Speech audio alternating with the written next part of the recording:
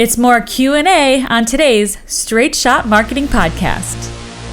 Welcome to Straight Shot. Marketing is everywhere. It's around your life, from what you eat to what you wear and where you go. It is a vital part of any and all business. Let's discuss the world of marketing and business as it influences everyday life with the staff of Atlanta marketing agency Reformation Productions and guests as they give it to us straight. Get ready. Take aim. Steady. Welcome to Straight Shot. Welcome everyone to the latest episode of Straight Shot. Today, we are going to do things a little differently. We've held Q&A sessions before here on the show, but today we are going to answer some of the questions that came from the SCORE seminar that Zachary presented online earlier this month. Yeah, I told the attendees that I would answer all of their questions, even if I couldn't get to it on the show during the seminar, because we're really limited on the amount of time that SCORE gives us. So, but I told them if they asked their questions, I would then answer it. And so this is it. Ta-da! We've decided to make it an episode of Straight Shot. Mm-hmm. Now, guys, Zachary takes Q&A all the time on his social media platforms. So if you ever have a question related to business or marketing, just reach out to him there. If he can't answer them in real time, we usually just compile several questions together and then make up a post or two to answer them as part of our social media content. So you should follow him and Straight Shot on our various social media platforms that we have. Now, Zachary is Zachary Bennett on all of his platforms: Facebook, Instagram, LinkedIn, Snapchat, Twitter. But Straight Shot's handle may be different on various platforms. It's based on availability, but there are links to them on the show's website at straightshot.net. So now, let's get on to the questions and comments from the seminar. Now, this was a Facebook masterclass that SCORE contacted Zachary to present in Atlanta before the pandemic. Well, with the stay-at-home order, it was moved to an online seminar to help keep everyone safe and more than 6 feet apart. Yeah. So, I'm just going to go ahead and read out the questions as if I was the people asking them at the presentation. Sure. Okay, read them as they're written. Right. Okay, so on to the first question. I have a question about Facebook ads. I can do my business over video teleconferencing, but it takes more money to target the U.S. or any other country as a whole. Any strategy suggestions? Well, first, you are correct, sir. Correct in the fact that the more area that you're going to need to cover, the more investment that it's going to take to cover that area. That's true whether it's social media or anywhere else. But you do not have to cover the entire country at one time. What I would suggest that you do is pick a few cities based on your consumer target. So based on the profile of whoever's most likely to buy from you, where do they congregate? Boston, San Diego, Atlanta, whatever they are. Pick a couple of those, target them, test them against each other, right? And then whichever one yields the most ROI for you, that's the one that I would concentrate on. The more targeted you can be with your ad spend, the greater the monetary efficiency is going to be. So with targeting, that means, what cities are their hobbies, their demographics, all of that stuff. So the key to covering the entire country is being very, very, very focused on who you're going to target, and then just pick a few of those areas, test them, and then go with what works best. Yes, there's no point in spending money on places that are not your target, just in general. Okay, next question. Yes. I started this seminar at the end of him discussing his mentor listing, but I don't see him on the SCORE site. While I do offer one-on-one counseling and business coaching as part of my business, I am not a SCORE mentor.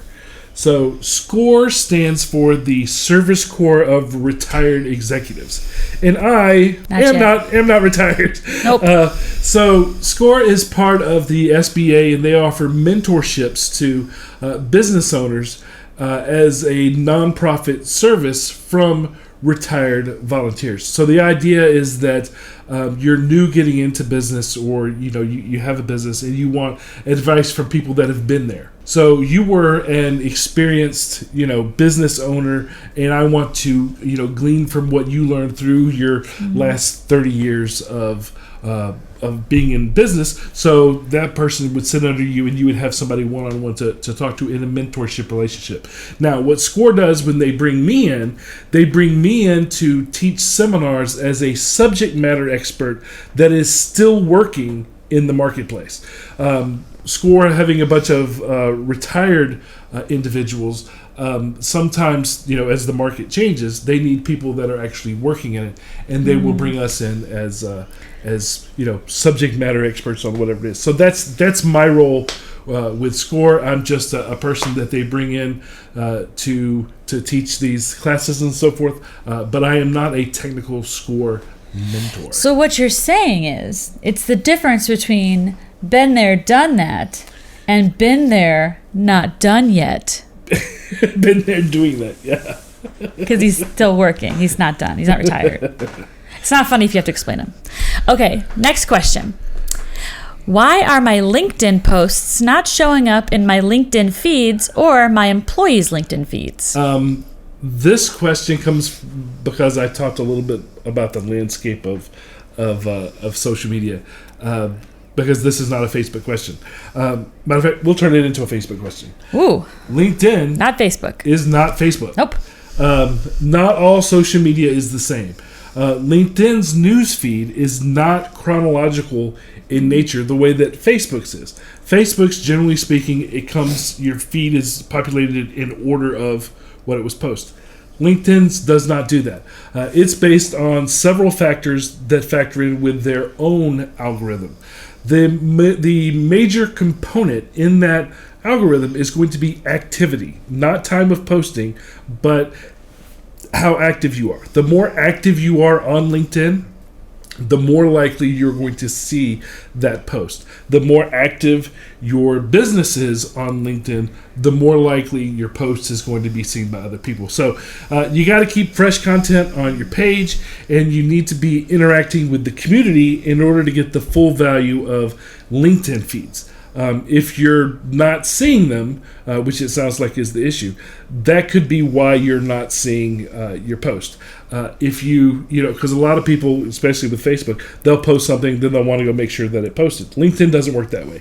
If you only ever go on LinkedIn to post and you never touch it otherwise, it's likely you won't see it because it goes to the people that are active on LinkedIn. So little different rules between I think the different platforms. You bring up a really good point too, in the fact that not all social media is treated the same way. So once you get used to working one platform, Facebook or Instagram or Twitter even, you just assume it works the same across the spectrum, and it really doesn't, unfortunately. Yep. All right, next question. This is a COVID situation question. Oh, yes. Relative.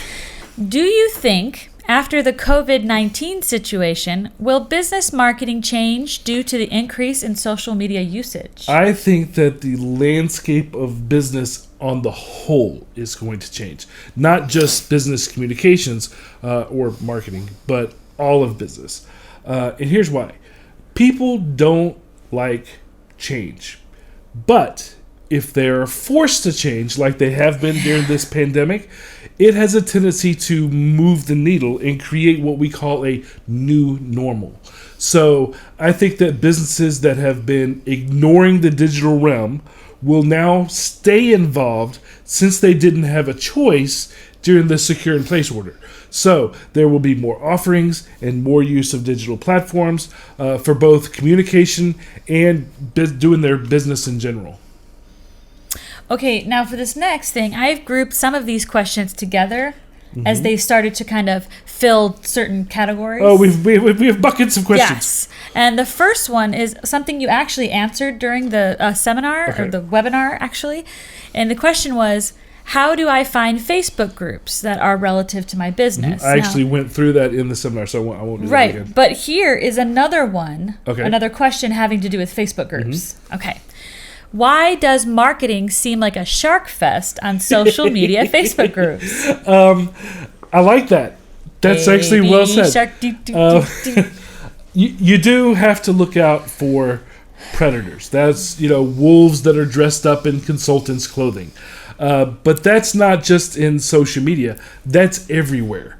But there are a lot of Facebook groups that are targeted towards small business startups where people will come in and say that they can help you with any of your marketing needs faster than lightning and with very little work, and it's super cheap. Wow. But just like anything else, if it sounds too good to be true, usually It is. They're just trying to make quick money off of you. So you have to be very mindful of who you're listening to. But there's two sides to that as well. People that are wanting to start a business without having to make an investment, Because it's so easy, right? they don't recognize the hard work that it takes or the quality that is needed, and they just want to get rich quick and start asking for free design work. That's kind of the other side of the same thing. And so those people kind of belong together because they're both wrong. If you're looking to I see it all the time. I go to these groups to try to help people from time to time. You can see where people are, oh, hey, who will do blah, blah, blah for me for free? Well, if you're asking for something for free, you don't need a professional response. It's those two people. I don't know. It's a bad thing on Facebook groups. It's a toxic circle. Yes. But if you have the patience to kind of weed through all of that, you can find helpful advice. You just have to be discerning when you're doing it. I'll go to these groups from time to time looking to shed light in certain areas for people and kind of steer them in the right direction. But you have to be mindful of the people that overpromise and don't know your business. One of the things that I'm not going to say I do it for entertainment, but I'll go and look But he on. does. I'll go and look on these groups and just see a lot of what you're being told as a business owner is just garbage. It's just not true. And you'll ask a question, and they'll constantly, try to be a pushy salesperson at that point on. Guys, and I'm not only talking to the business owners, but now I'm going to talk to the other side, the marketers that are on there trying to get business. Stop being pushy. Offer value, okay? Give something of value to the people that are asking the question. Stop trying to push your business. That being said, though, if you're one of those people that are just trying to, grab a bunch of clients and make money for yourself, I've got no advice for you because I don't think you should be in business. So, Wow. People taking advantage of other people really Yes. get under my skin. Those of us that do this professionally as a service to others get offended by the people that come in, and it's a shark fest. Very well put. Right, and I think sometimes it's very easy for business owners, people, that are just starting out a business or maybe are trying to change the direction of their business.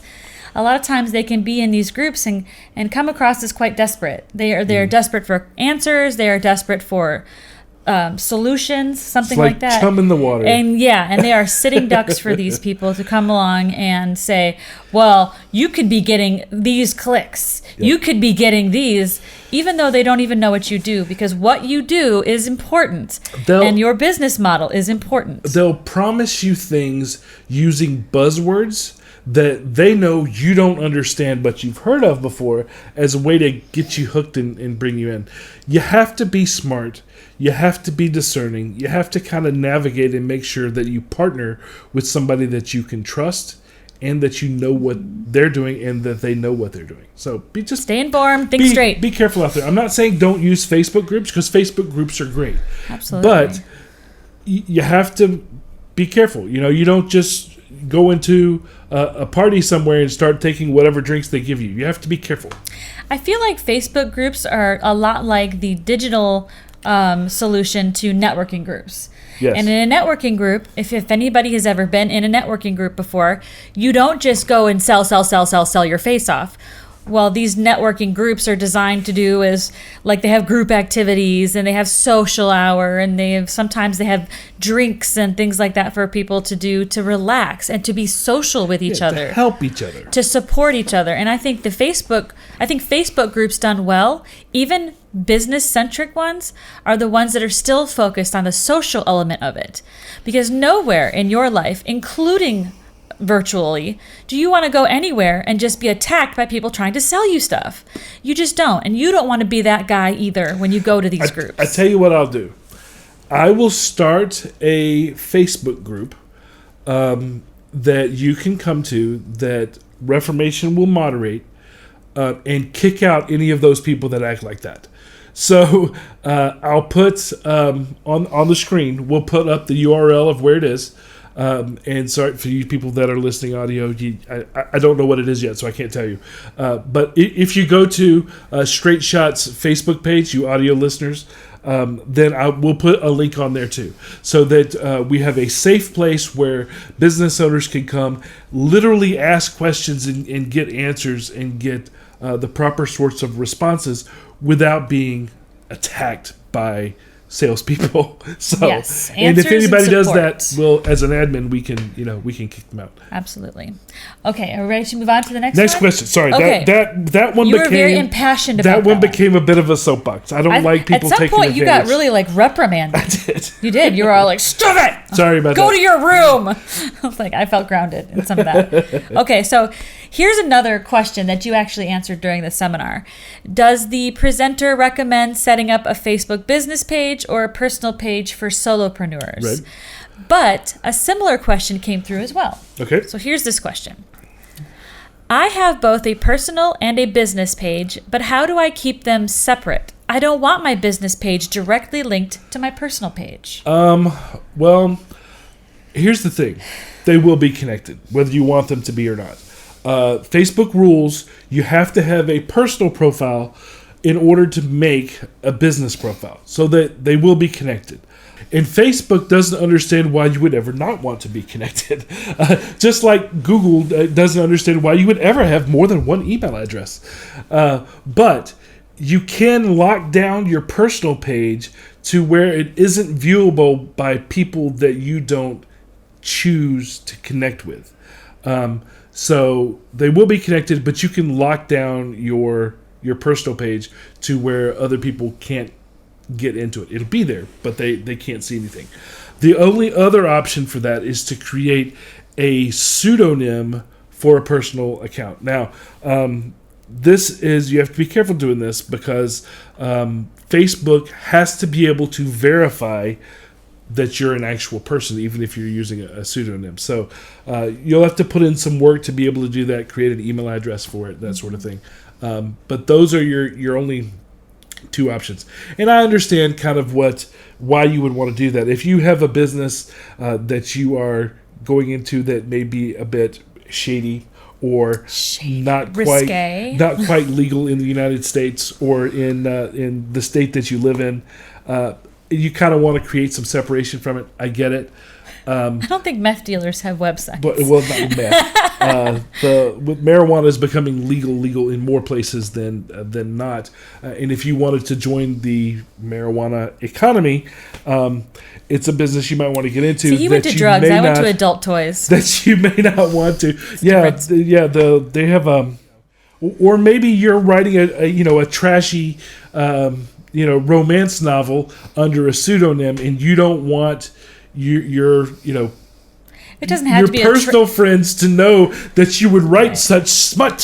So in which case you could make a pseudonym for whatever your name comes is. Down to it being something that you're embarrassed by or trying to separate yourself legally from. Sometimes it could just be that personal boundary where, we've told our business owners that they need to think like the brand and respond like the brand.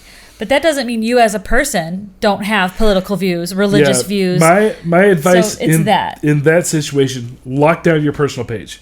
So I have a question for you. I have a question. Oh. About this. I'm only answering questions from the webinar. Going off script. So what happens in a situation like you have recommended where someone has a personal page and a business page?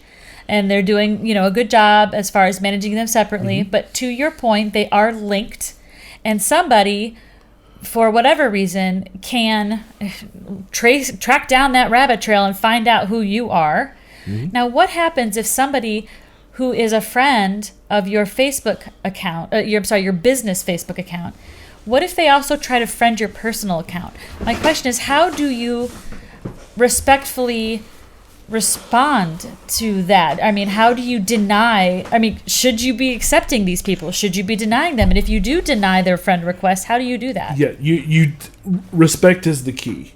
And if somebody does, say you sign up a client, they want to be friends on your personal page. What I would recommend doing is just ignoring the friend request, and then when you see them again in business, when it comes up, tell them, that's separate for me. I keep my personal life separate, and most people will respect that. So don't make a big deal about it. Just be very firm and say, I keep my private life private, and that's okay for most people. I think that there is something sort of, more respectful about. It doesn't sound like it, but more respectful about ignoring the friend request than declining it. Yes. Maybe if it's been there long enough, you can decline it. But I think just ignoring it and letting it sit there for a while is probably more respectful on the other person's end than immediately declining it. That's what I would do. Because if you decline it, it sounds like you're saying no. It's amazing. We feel so rejected. But you can leave it sit there forever. But I would leave it there till you've had the conversation, you actually get to know people, and then you can feel comfortable. Or enough time has gone by that person is no longer a viable lead or whatever. Anyway. So does that answer your question? I think it does. Oh, well, good. Because I think that can happen. I think people can get really excited about a new relationship, whether it's with your product, with your service, with you at a seminar, something like that, and they want to run out and find everything having to do with you and friend request and sign up and follow everything. Yeah. And to your point, sometimes you have to be you have to steer them away from the personal. Well, the business. because with me specifically, because I am a personality in the industry as well, people can find me where I work and as the author and the speaker, and as my name. So my personal account is still a business account, but I try to. Number one, I believe in being pretty transparent with people, but I do find myself censoring what I would put on my social media because it may not be right. It's because you have joined intimate. the two together. And I will say, it doesn't get much more personal than shooting a podcast with your wife in your home. Yes, pandemic. Yeah, well, yes, but I'm saying you're very transparent about who you are. Not a lot of separation in this particular example, but yes. Okay, so all right, we can move on to the next question, I think. Alrighty. Now. Okay, and this question you answered during the presentation also, but I think you maybe wanted to address it again. Okay. Okay, here's the question. Do hashtags lead to Facebook content? Yes, that one surprised me during the webinar, and I don't know that I Caught you off guard a little? Understood what he was specifically asking. So, on one hand, yes, hashtags can be used to lead the user, the business owner, to content that they can then utilize and repurpose. So you can type in, hashtag cookie sales or whatever, and then find other things that are relative to that you can then procure that content and repurpose it. So yes, it does lead to new content for you to procure through using hashtags. However, can you use the hashtags as content? No. You can't make a post that says hashtag marketing, send it out there, and expect that to do you any good, because it doesn't. But what a hashtag is for you to be grouped together with other things that are used with those same words. And hashtag, while you can use hashtags on Facebook, hashtag is primarily Twitter and Instagram. Those are the two biggest ones that use hashtags. But you, as a business owner, as far as it leading to content, you can search those hashtags, find content that you can then get ideas from, or share somebody else's article, that sort of thing. So in that case, yes, I hope that kind of answers that question a little better. And then, like on the other side, just like you said, if you do create something, put a hashtag with it. So that other people can find you. Not only can you use the hashtag to find others, but if you put a hashtag in your content, your already made content, and then just end it with a hashtag, they'll be able to find you. Okay, another question. Yes. What mediums can you use to have Facebook interact with other social media platforms? I'm not really sure what this question is asking, but I know that in the seminar I mentioned that Facebook plays well with others and interacts well with others platforms. So maybe that's what they mean. So I will tell you that YouTube posts can be used in your Facebook feed. You can share Facebook content to Instagram, Instagram content to Facebook. You can post TikTok content to anywhere, to Instagram and to Snapchat for sure. There's lots of ways to kind of repurpose what you're doing within the apps. That's what I meant when I said that. So if by medium you meant platforms, all of those play well together. If you're asking about a tool that you can use to share back and forth, there are some of those available as well. But there are some that are native to the apps that you're using. There's one of the ones that Facebook has lots of tools where if you post on Facebook, it can go on Twitter. Because they're owned by the same company. No, not Twitter. Instagram is. Instagram, yes. But there are tools that you can use to share Facebook content to Twitter. I don't know. I don't remember what it's called, but there's actually more than one, like a little plugin that you can use to do that. There's also something, I'll give you something that you can Google. It's called If This Then That. Weird sounding, right? But it is a group of plugins that you can kind of use and set up that will then make it where if this happens on this page, this happens on another page. So that's another one that you can use to do that. But there's lots of different tools that are available out there that you can use proactively as opposed to if this then that, which is reactively. But there's a lot of native tools too. So hopefully that answers whatever you were asking. You have to be careful because a lot of times your content will change because the rules on the different platforms are different. You cannot share a 5-minute video on Snapchat. It won't go. It's too long. Mm-hmm. So you have to you look at... You can't share a link on Instagram. Yeah, because you can't click links on There's Instagram. no clickable links on Instagram. Yep. So, yes. So be aware of the different rules. Not all social media is treated the same. Yep. That's the one big takeaway it's not all created equal. No, that's the one big takeaway from your Facebook seminar is that things that you talked about in your Facebook masterclass are really specific to that platform. And we should be very conscientious about trying to apply those rules to any other medium, any other platform, because it might not work. Yep. Okay, so... in regards to posting memes, we did talk about memes. I shared the one where you have the guy that's doing the tattoo of the unicorn. Do you remember that one? Oh, is this the... No, I was thinking of the eagle. It's the one where you get what you pay for? Oh, he loves that one. I think he giggled like a schoolgirl for hours when he first saw that one. So true. It is true, though. You get what you pay for. As a designer, that's what I do. That's my first role. Yep. My second role is being his super sidekick. Question. What's the question? Okay. In regards to posting memes, should it be based on your business type? I think they are fun, but I do not want to be unprofessional. Of course, I am not talking about inappropriate memes, just memes in general. Memes in general should be considered just like any other post type. It has to be specific for your targeted consumer audience. If they won't appreciate it, if they won't like it, if it won't be of value to them or support your brand, do not post it. If it is, then it's a viable option. Memes are a good way to kind of show a playful side to your brand.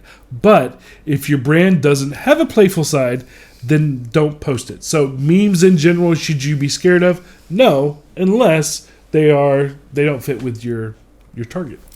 Okay, here's another group of questions, all relative to consumer research and and knowing your audience. Okay.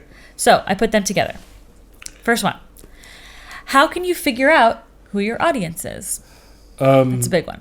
Consumer research. The best way is to straight up talk to them and get their data, their feedback by talking to them. Now, consumer research is done by interviewing them, conducting focus groups, surveys, mystery shopping. There are many ways to do that. Some are quicker than others. Some are more robust than others. And the cost will vary along those same scales. But conducting consumer research is how you find out more about your audience. You can also use reports of consumer research that have been conducted by other people in the industry that you could study and pull data from. Most businesses, however, are going to want to hire an agency to kind of do that work for them because it's quite involved to do it. You can implement it, but knowing what to do in all the different ways. That consumer research is it's a big deal. It's extremely, extremely important. You have to ask the right questions because if you go through the entire consumer research process and you left out 2 or 3 questions, then the results can be disastrous. Ask Coca-Cola when they did New Coke. They did consumer research, but they didn't ask about pulling Coke from the shelf. Them not asking that question almost take the company. So consumer research, very, very important. But that's how you get to know your target audience and figuring out what their who personality your is. audience is. Yeah. Next question is how do I target my potential customers? I spend a good bit of time talking about Facebook advertising specifics in the webinar. So that's where this comes from because I know you didn't attend the webinar. But basically, you seek out people that match your targeted consumer profile using as much data as possible from your consumer research that I just talked about to make that determination as focused as you can. Facebook has lots and lots of different ways to target people based on that consumer profile. So you have to have a consumer profile, and then you match that to Facebook data. As you go through and you build, it's technical. You go through and build the ad. That you can. Every time that you're on social media and you say you like something, Facebook knows that. Algorithms. So you kind of match what your targeted people like, don't like, what they're interested in, what their household income is, etc., with that data, and that's how you do it. And lots more of the how-to was in the webinar when I talked about the lookalike audiences and that sort of thing. So yeah. What is the best paid advertising to use for promoting an event where you want signups? I can see why these are all grouped together. You target those people that you believe are most likely to attend. Again, targeting, consumer research targeting.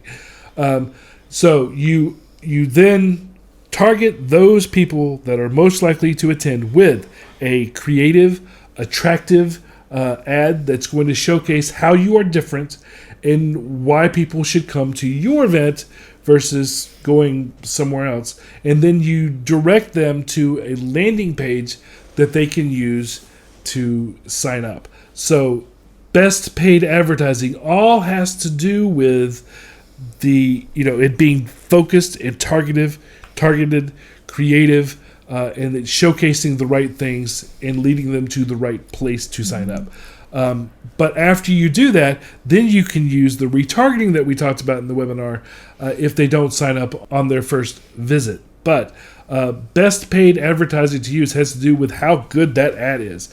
And those are kind of the elements that you need to use and to where those ads are to going make them specifically. good. Yeah, as far as the targeting, that's where they're going to be shown. Yeah. Okay, here's the next question, and I apologize if I butcher this name, so bear with me. Coach Mariern asks, do you create Facebook pages as a service? And what is the cost to set up a Facebook marketing page? First off, if she pronounced that correct on the first time, give a comment below and let us know. So just because it Coach sounded Mariern. It sounded good to me. Mariern? I think it's Mariern. I choose to say Anyway, Mariern. Coach, The answer is yes. Marketing is my business. It is what I do to make a living. Social media and Facebook fall within that wheelhouse. So, yes, just go to reformationpro.com to research the agency, make sure that you think we are a good fit for you, and then reach out to us when you are ready to start communicating your business via Facebook. Now, costs. The second part of that question. Cost will depend on how much work needs to be done. And we are not a vendor. You don't come to Reformation to buy something off the shelf. We work with our clients to determine what is best for them in becoming successful overall. So we are a one-stop shop for brand development to consumer research to graphic design, web design, whatever is needed for them to become successful in the marketplace. So contact us. We will talk to you, see where you're at, see what it is you might need, determine how we might be able to work together, and kind of go from there. I will tell you that the straight answer to the one question, how much does it cost to set up a Facebook page, it's not a whole lot. What matters is all the information that we need to go in there, and if you've already done that work. So contact us. We'll talk to you. We'll see where you're at, see what you might need, determine how we might be able to work together moving forward, and you go from there. Right, and every client is different. Yes. But I will tell you that we do work within your budget, and we discuss that with you up front. So no matter what your budget is, we work within those parameters. And if you don't have enough budget to make an impact in the marketplace, well, we might tell you that as well. True. Okay, so now back to the questions. Back to the questions. I also saw that there were a few that were answered, questions that were answered by the host during the SCORE seminar that I thought you may want to answer directly as well. Okay, so here's a question. If you are starting a new business, is it better to have a website or to be on Facebook? Someone answered, and I don't know if it was a moderator or a fellow participant, that a website establishes credibility and a Facebook presence creates more leads and client engagement. While those statements are true, they are not mutually exclusive. Both establish credibility and both can generate leads and client engagement if they're done correctly. So, to answer the questions, I would say it is better to have a website first. That's the minimum. It's your landing. That is your landing site. Real estate, your home on the internet.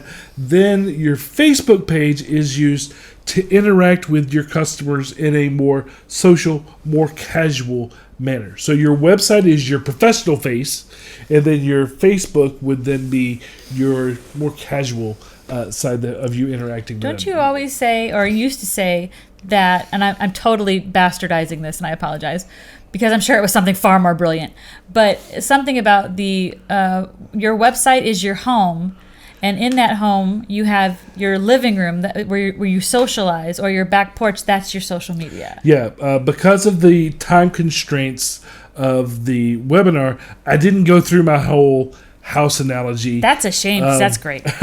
But you need to consider your website as your home in the digital realm, and your social media is like the back porch of that home, where you entertain, where you it's where socialize. It's where you're social. It's where, after they've worked with you, it's a place to go and talk about how their experience was. It's a place for your friends to invite their friends in order to come meet you. So yes, it's like the back deck where you're more sociable, but they're going to look at your house first, and that's your website. So I would say that your website is first, and then Facebook is second. So it's not one's better than the other. It's just their priority as far as when you should do them, because they're slightly different. Yeah. Well, speaking about websites, yes. Here's another question. Okay. How do you claim a custom URL? Now, somebody did answer this question, and they answered it by saying that you can check the availability of a desired URL by contacting your web hosting company, or by simply doing a domain search on Google. Okay. That's true, but it's not what I was talking about when I mentioned having a custom URL. I was referring to a custom Facebook URL, not a domain name for your website. So the answer that they gave is true, but it's kind of in the wrong context. So in order to apply for a custom domain name in Facebook, so facebook.com/Reformation Productions, that vanity URL that's used in Facebook. In order to do that, you have to have, there's rules. You have to have a certain number of fans that are connected to your page, and then the name that you want to use has to be available. 9 times out of 10, it's facebook.com/name of your business. So it's really quite simple. Once you meet those criteria, you can just Google or YouTube vanity URL on Facebook to find the directions on how to do it. Or if you reach out to me directly, I can kind of walk you through it. But yeah, vanity URL on Facebook, not just custom URL for the internet. So right. And now we have a few comments that were provided that I'll give you the opportunity to react to on air. Okay? I'm about to call out some of these people. And again, if I butcher your name at all, I am so sorry. We're just going to blame him. He has nothing to do with it, but I just feel better blaming him for things that I can't do right. Okay, so the first comment comes from somebody named Brad Thorson. Okay. Brad says... Hi, Brad. Hi, Brad. I've had a number of workshops on using Facebook business pages. This session was the only one who gave a blueprint or roadmap and why certain things are important. Oh, that's nice. Yes. He also says, I think it would be good to have a bit more time for Q&A. Ta-da! That's what we're doing right now. It's for you, Brad. I still have a couple questions which I didn't get to formulate and enter before the session ended. So we're here to help you, Brad. You can also reach out to us. He also says, I think a follow-up session could delve into the how to set up a Facebook page would be great. Same presenter as Zachary tends to explain the why of doing something. And he also says, I'd also like to see a session on starting a retail business. I am looking into starting a retail storefront selling liquidation items and have some experience, but would like more help. How to choose a location, how to get demographic of specific areas, what it takes to read, evaluate, and sign in a lease. Okay, lots of things there to comment on. Good comments, though, Brad. Yeah, first off, thank you very much for your positive comments. I do try to always explain the why. That is what helps understanding and truly brings value to you as a business owner. So thank you for those comments. That's nice. Setting up a more advanced hands-on how-to class through SCORE is something that I would be open to. So reach out to them. Keep requesting me. I love teaching through SCORE. So yeah, I'm open to that. Let SCORE know that you want it, and they will let me know. Now, regarding setting up a retail business, that could be a class, yes. But until you're able to get to that class, Straight Shot, the podcast here that we're watching, has a series that we've done. We started it before the COVID pandemic happened, and it's I think it's called Startup. It's something about it's a startup series for businesses.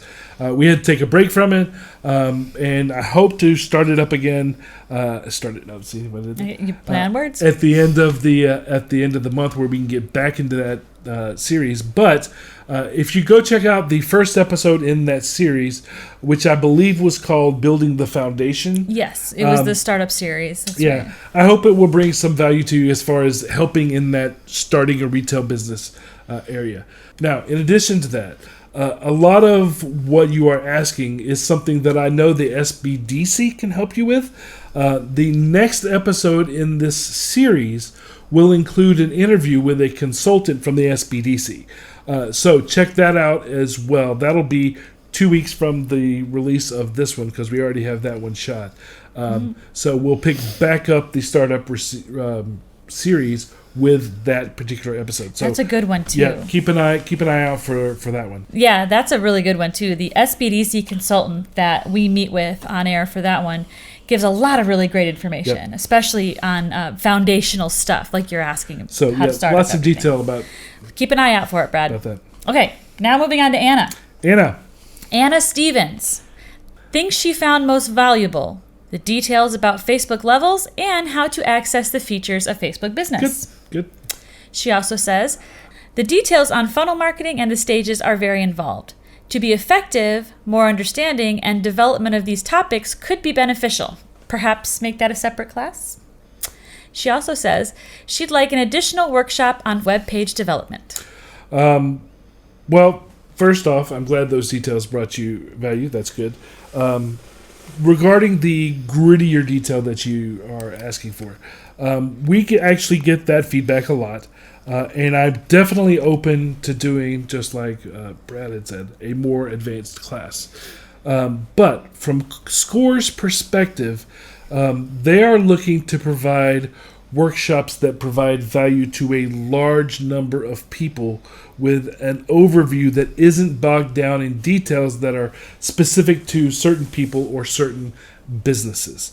So what people are often looking for when they ask for this is they want one-on-one consultation or company-specific workshops, which is different than the broad, more general speak that SCORE provides. Now, while SCORE does provide general business mentorships, again, a lot of what people are asking for is best provided by a consultant or an agency or somebody that is their job is to lay out these specifics for you and your business. Yeah, and you can ask your specific and relevant questions and get them answered. So, like I said, this is not specifically to you, Anna, but we get this a lot. Every time I do one, people are like, well, you should have said more of this and you should have said more of that. And honestly, they tell me that the first thing they do is they contact me and they say, I would like for you to teach a seminar on this subject.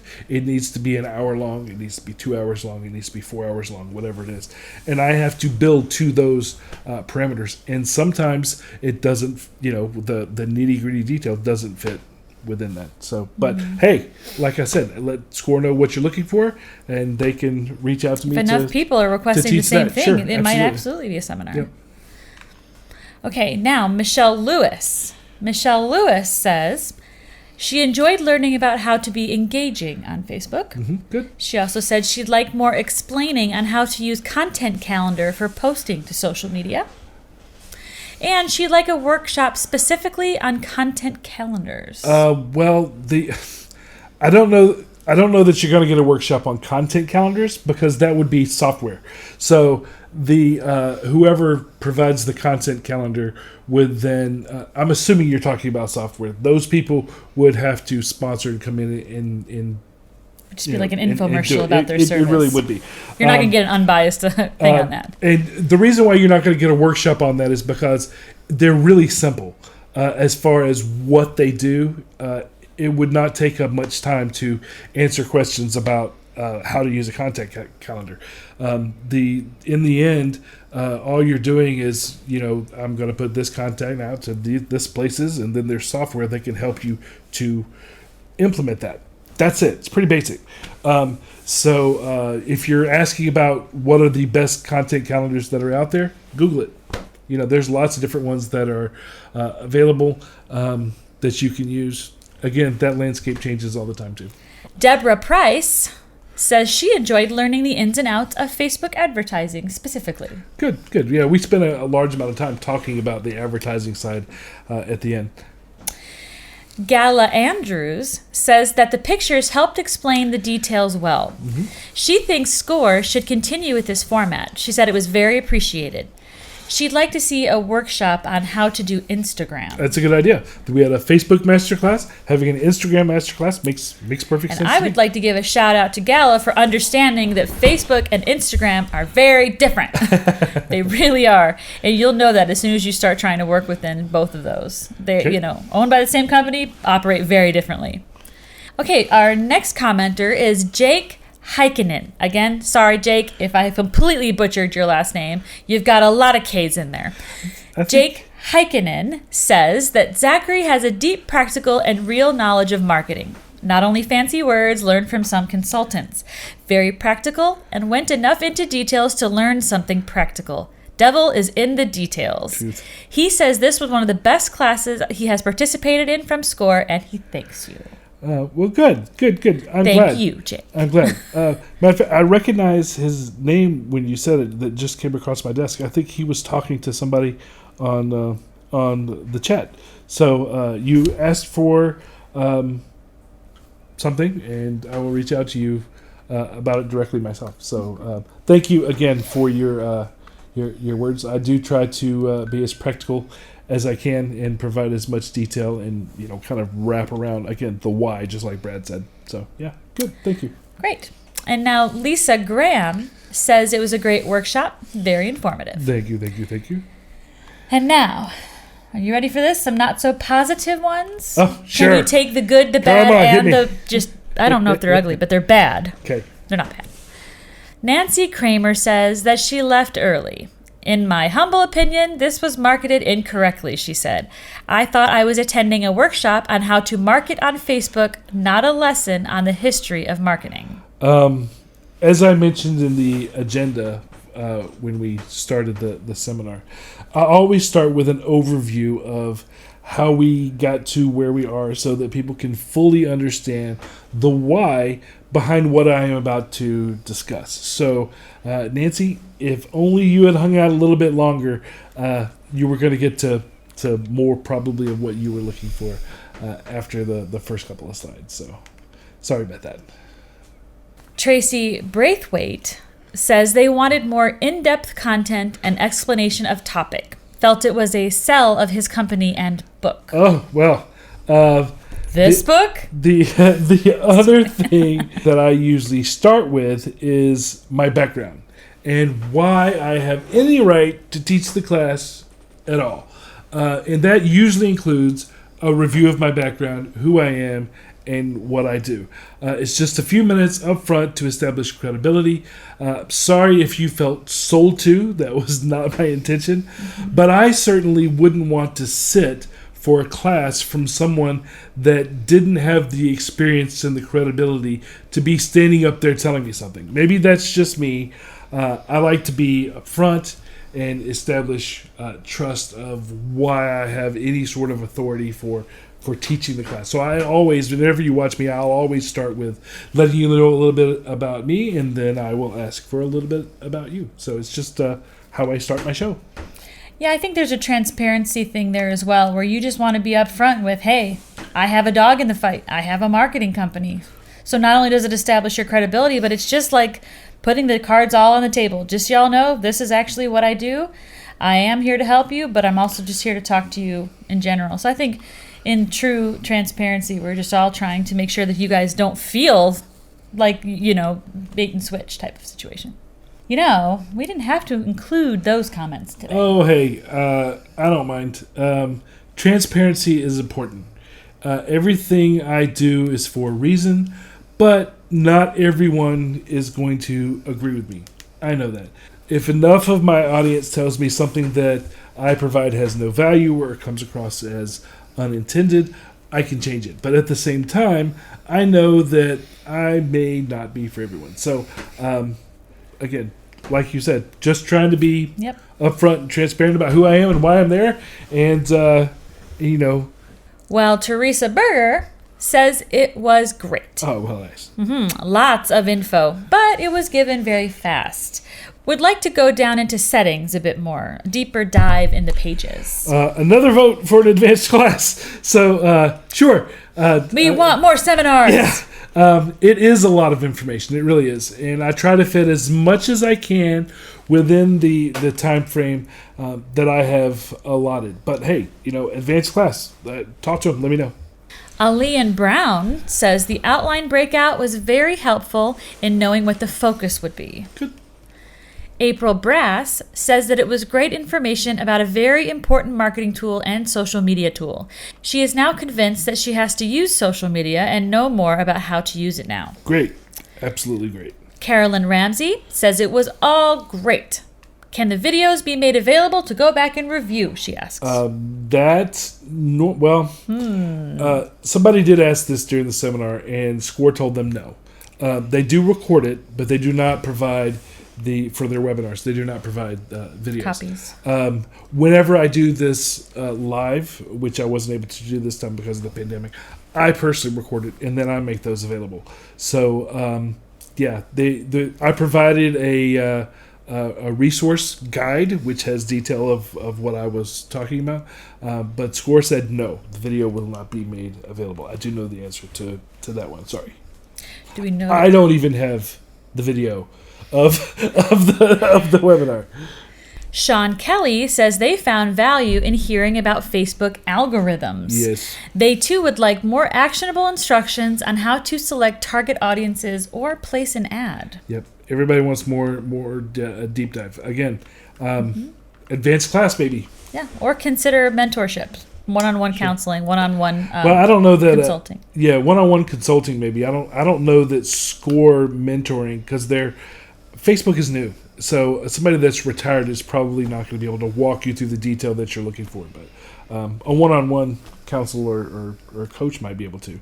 Well, let's take a break right now and hear from our sponsors. And when we come back, we have some giveaways. Oh, some giveaways. Good.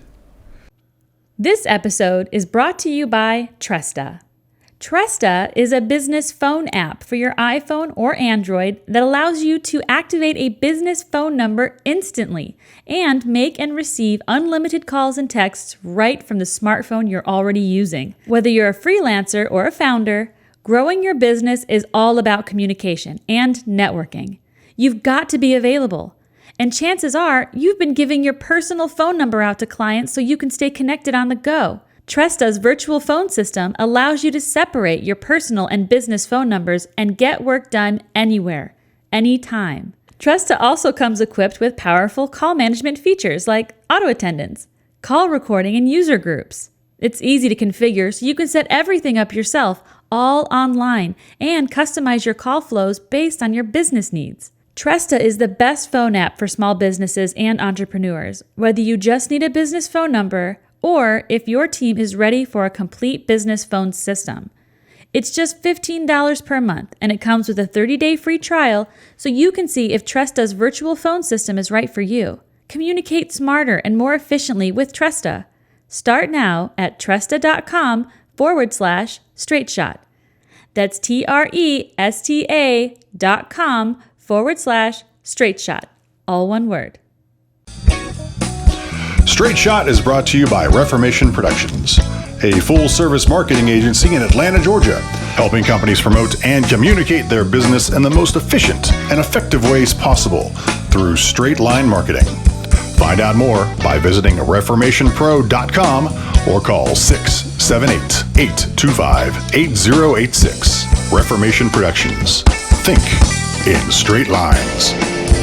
Okay, now, we promised to give away some copies of Married to Marketing, Zachary's new book, that is just being released now. We actually just got this copy today. Yes. Isn't it pretty? So, let's make some announcements as to who won the drawing. Sure, let's go. Stovin LLC will be receiving a signed copy of the book in paperback. Good. Yay. Yes. Kelly Trim from FranNet Atlanta will be receiving a signed copy as well. Yay. Marie Carson, you will be receiving a copy of the ebook version in your email. And Noe Gonzalez with Walk with Yah will also. Anyone else interested in a copy of Married to Marketing? It is available at Amazon.com. Or if you'd like a limited edition numbered signed copy like Stovin and FranNet, you can go to bzacharybennett.com/M, the number 2, and M, M2M. So that's bzacharybennett.com/M2M. But for this episode, I want to give away one more copy. But this is going to be like a game.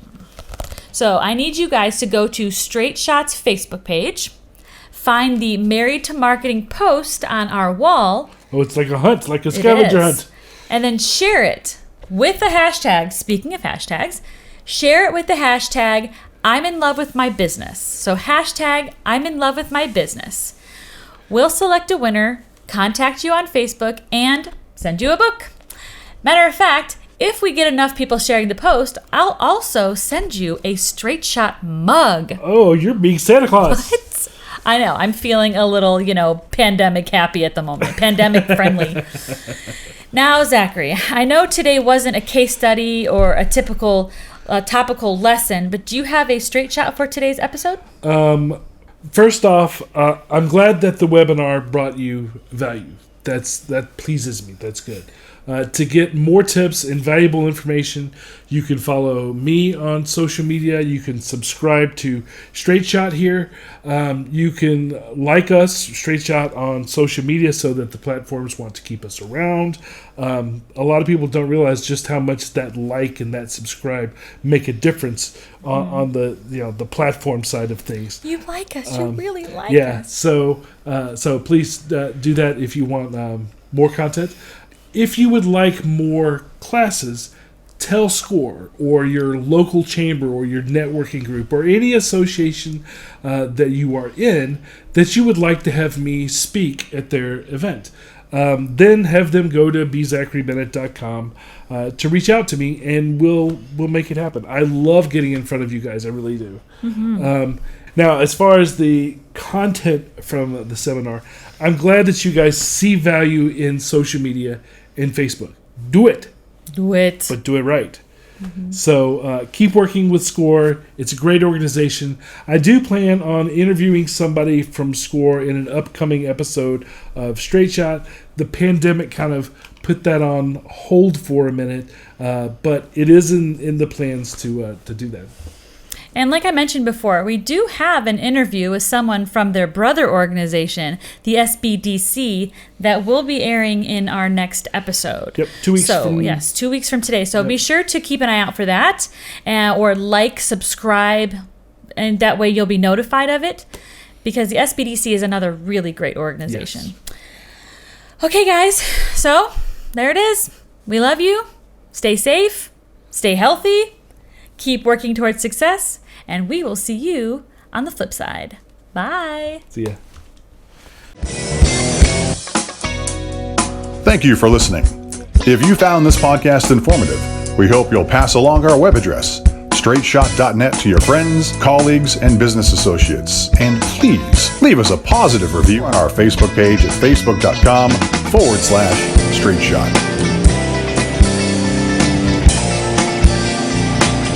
If you would like to have your question featured on the show, or would like to be a guest, call 678-825-8086, extension 300.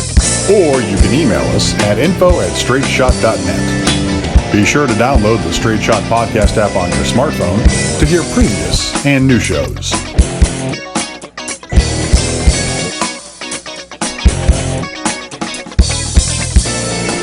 This has been Straight Shot.